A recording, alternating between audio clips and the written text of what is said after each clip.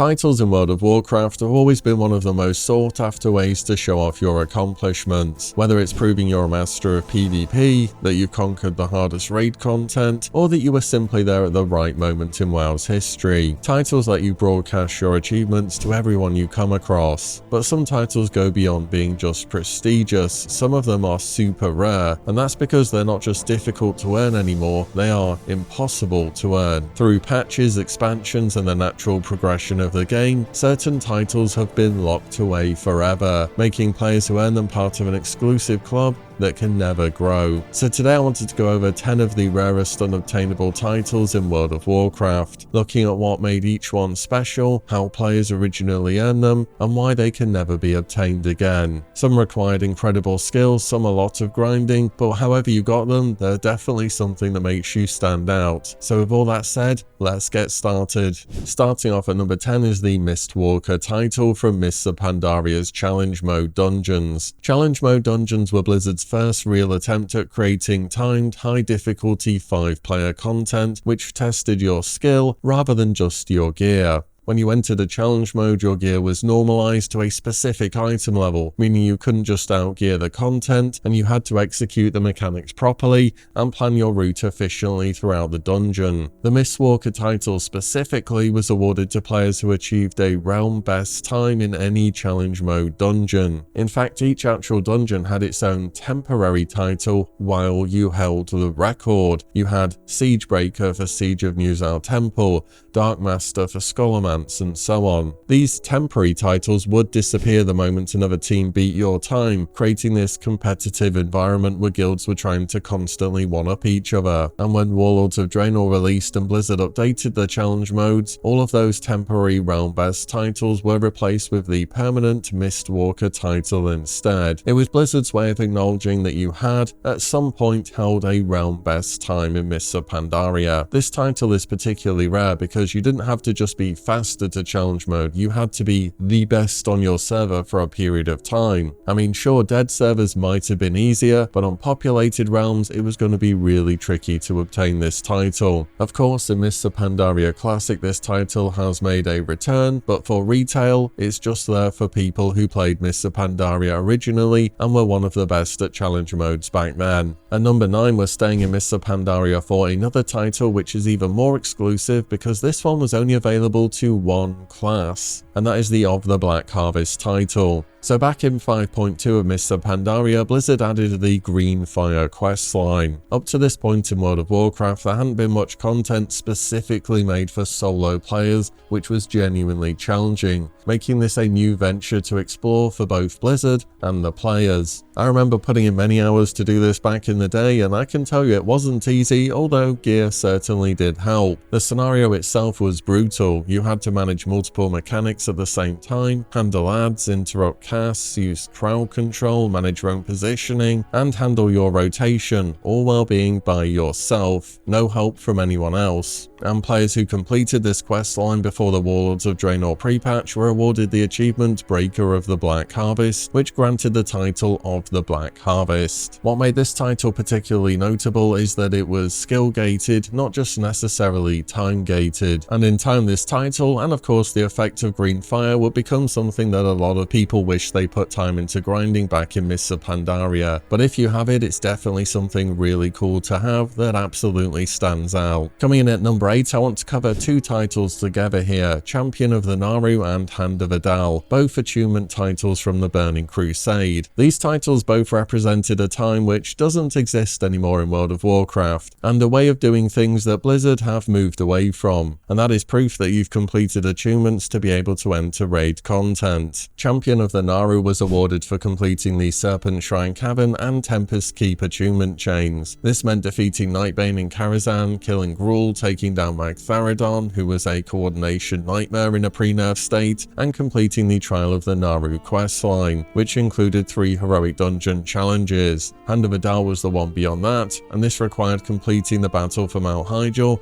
and the Black Temple achievement chains. Access to Mount Hyjal was only granted by defeating Lady Vash and Kael'thas Sunstrider for their Vials of Eternity. Blizzard did remove these achievement requirements in a later patch of TBC originally because people were having to re-gear gear and reattune ults through all the raiding content, and that was making finding new people to raid a bit more difficult than it should have been. However, the titles themselves were added in much later patches and not directly after you had completed the attunements. Champion of the Naru was in 2.3 and Hand of Adal was in 2.4. These were very much retrospective achievements for players who had done the content whilst it was relevant. And when Wrath of the Lich King's pre-patch arrived in October of 2008, these titles were made unavailable to get. However, if you did have the quest still in your log and went and completed it, you could still obtain them even many years later. And of course, you could re-earn these titles during TBC Classic. Nevertheless, they were a good way to reward people for putting in the hard work in getting these achievements done. At number 7, we have the Undying and the Immortal, two titles that tested not individual skill but the consistency and coordination of an entire raid group. These titles were introduced with Wrath of the Lich King's Naxxramas raid. The achievement was very simple in what you had to do: defeat every boss in Naxxramas without any member of the raid dying on any boss encounter at all within a single lockout period. The Undying was the reward for the 10-player version of this achievement, and the Immortal for the 25-player one. The distinction did matter because ultimately it was oftentimes more difficult to coordinate 25 people and to ensure that no one messed up. And whilst Naxxramas in Wrath of the Lich King was infamously easy, it's also infamously easy to just not really pay attention for a few seconds, stand in a mechanic and die. It wasn't enough for you to play perfectly, every single person in your raid had to do so as well, on every boss for an entire raid. If someone has a poor connection, they're going to be standing outside of the high gun room and watching, I can already tell you that. In original Wrath of the Lich King, these titles were converted to feats of strength when Cataclysm's pre-patch hit. However, for Wrath Classic, Blizzard made the decision to keep these achievements available throughout the entire expansion, acknowledging that back in the day, sometimes the way they handled things wasn't the best for the players. But the rarity of these titles nowadays in modern WoW speaks to their difficulty. Pretty much anyone could clear Naxxramas, but really not that many people back in the day could do it without having anyone dying. And number 6 on our list is the Vanquisher title, a PvP title that a lot of players don't even realize exists. The Vanquisher title was awarded to participants who placed in the top 1,000 overall teams at the end of an arena tournament on Blizzard's special tournament realm. This wasn't your regular arena ladder. This was a separate competitive environment where players from all battle groups within an entire region competed against one another. The tournament realm allowed players to create pre-made characters with specific gear, eliminating the gear grind and just focusing purely on skill. You needed a minimum of 100 played arena matches too to be eligible for the title. The first Vanquisher titles were awarded on May of 2009. What makes this title so rare is that most players didn't even participate or really even know about this tournament realm. It was a separate environment that required opting in, and many players were simply sticking to their regular arena instead. Additionally, it was only available to the top 1,000 players, which is a pretty generous number, but still, Vanquisher isn't a title you see all that often. Nevertheless, this title represents a unique experiment in World of Warcraft's competitive history, and a time when Blizzard aimed to create a more pure, skill-based arena environment separate from the regular game's gear progression. At number 5, we have Azeroth's Champion, a Battle for Azeroth title, and probably one of the ones on the list that required the most grinding. This title was awarded for completing the achievement Phenomenal Cosmic Power, which required you to unlock every single rank 4 essence from the Rise of Ashara update. So for those who didn't play BFA that much, or maybe just skipped it out entirely, the Heart of Azeroth system involved collecting essences, special powers that you could socket into your neckpiece to give you bonuses. Each essence had 4 ranks, with rank 4 being a cosmetic version. This is what made this such a grind, because out of the different ranks of essences, rank 3 was the most powerful when it came to affecting your character. Rank 4 was just there for a bit of fun and if you really wanted to push for it and have something to aim towards. So Blizzard were not kind at all with these rank 4 essences and what you had to do to get them.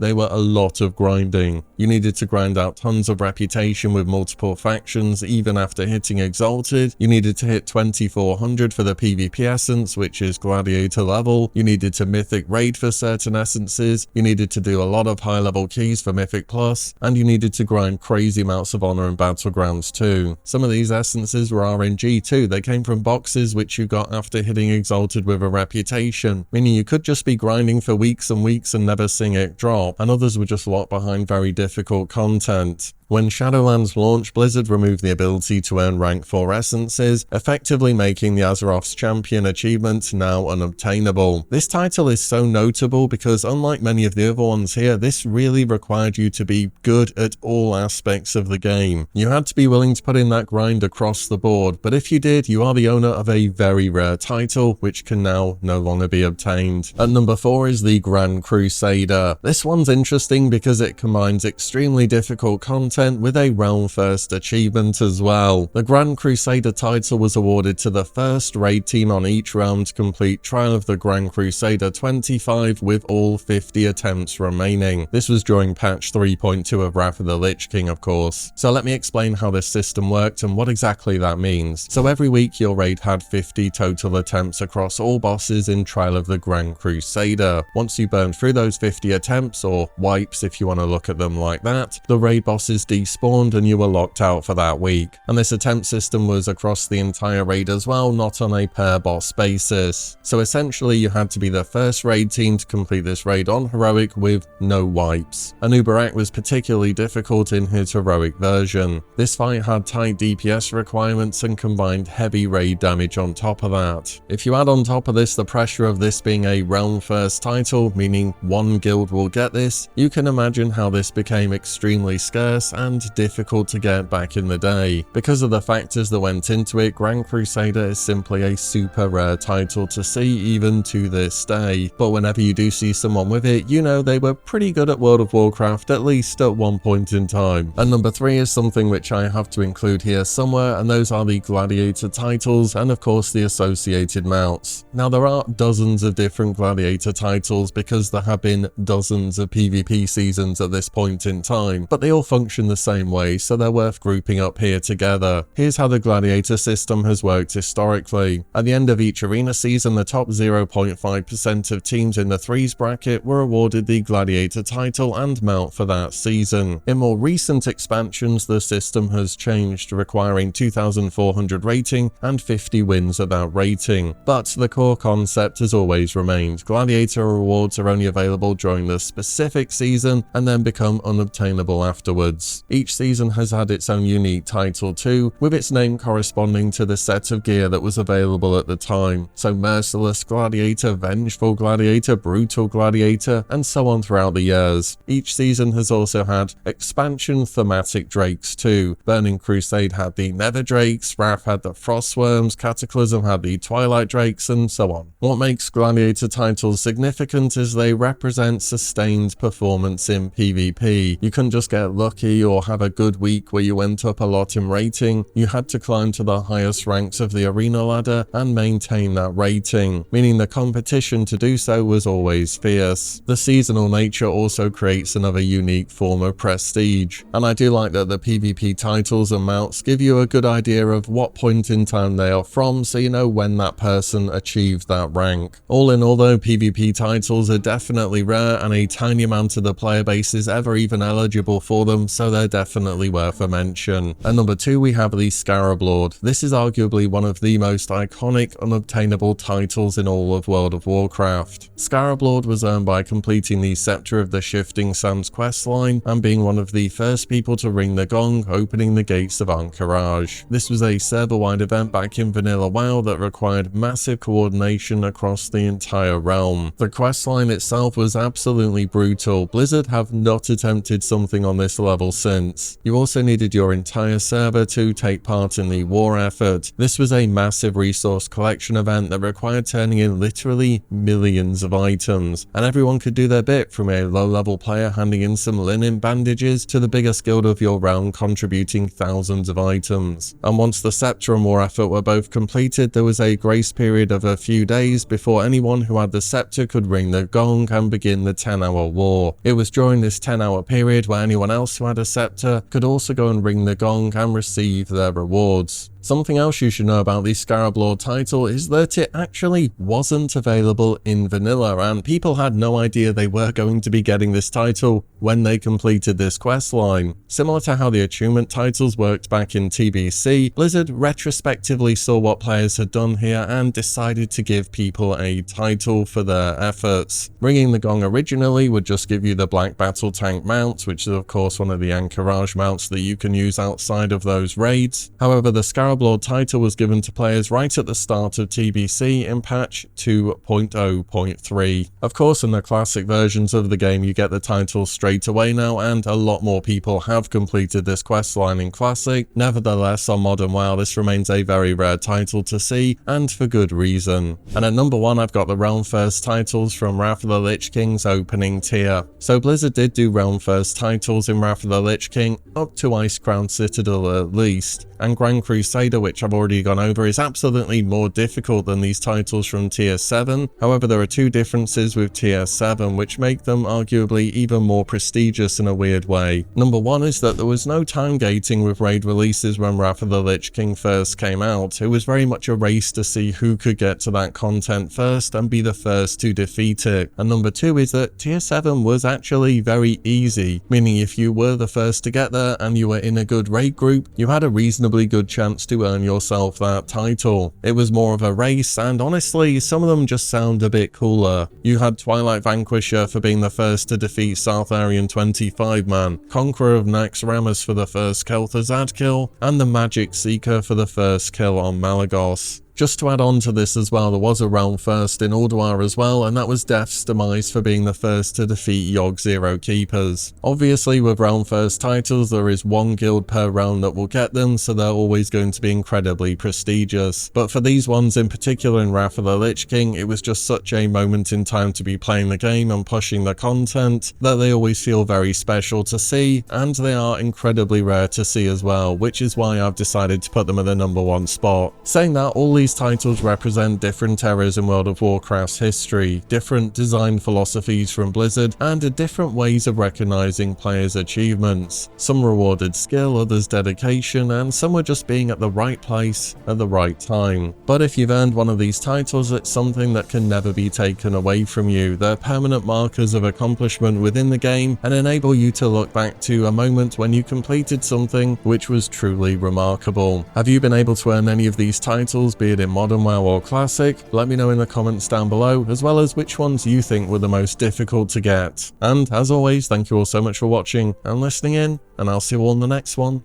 very soon.